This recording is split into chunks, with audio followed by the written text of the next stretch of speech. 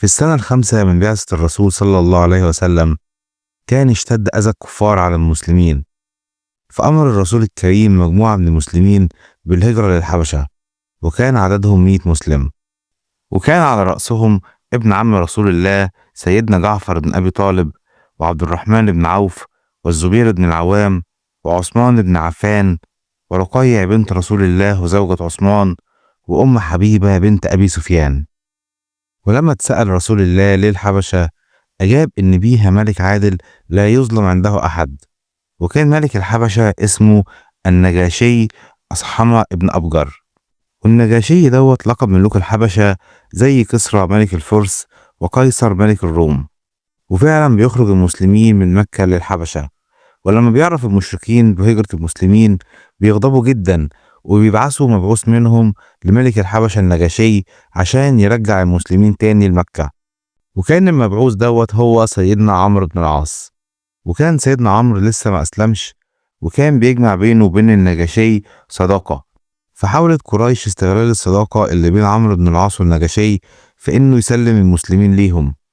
وزي ما قال سيدنا رسول الله عن النجاشي إنه ملك لا يظلم عنده أحد، فلما طلب عمرو بن العاص من النجاشي تسليم المسلمين ليه، أمر النجاشي بعمل مناظرة بين المسلمين وعمرو بن العاص، فإن كان المسلمين على حق يفضلوا في أرضه، وإن كانوا على باطل هيسلمهم لعمرو بن العاص. وكان النجاشي مسيحي متدين، وأثناء المناظرة طلب النجاشي من المسلمين إن يقروا عليه بعض آيات القرآن.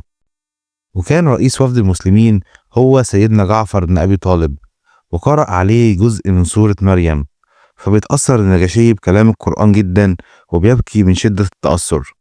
فلما شاف عمرو بن العاص إن النجاشي تأثر جدا بالقرآن، حاول إنه يوقع بين المسلمين والنجاشي، فقال له اسأل المسلمين بيقولوا إيه عن عيسى.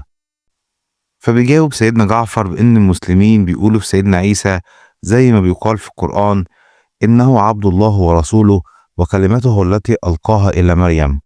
فبيقول النجاشي إن الذي جاء به محمد والذي جاء به عيسى لا يخرج إلا من مصدر واحد، وبيرفض يسلم المسلمين لعمرو بن العاص. مكر قريش وخبثهم ومحاولتهم استرجاع المسلمين كانت سبب في معرفة النجاشي ملك الحبشة بالدين الإسلامي، وبداية إن ربنا يشرح صدره للإسلام، ويسلم النجاشي أصمعة ابن أبجر، ويشهد أن لا إله إلا الله وأن محمدا عبده ورسوله، ولكنه بيخفي إسلامه علشان ما يحصلش فتنة في بلده.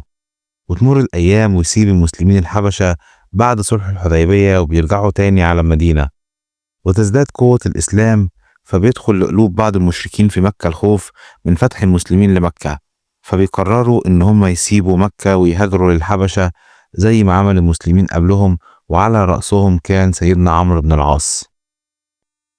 وفعلا بيسافر عمرو بن العاص للحبشة وبيجتمع بالنجاشي، وبيتفاجئ لما بيصرحوا النجاشي بإسلامه وبيدعوه للإسلام، وسبحان الله بيسلم سيدنا عمرو بن العاص على إيد النجاشي ملك الحبشة.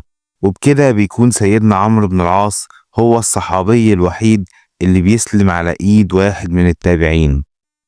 وبيرجع سيدنا عمرو بن العاص للمدينة، وبيذهب لمسجد رسول الله، وبيشهر إسلامه بين إيدين سيدنا محمد صلى الله عليه وسلم. وفي شهر رجب من السنة 9 من الهجرة بيموت النجاشي مسلم ومؤمن بالله ورسوله من غير ما يلتقي بسيدنا محمد ولا مرة.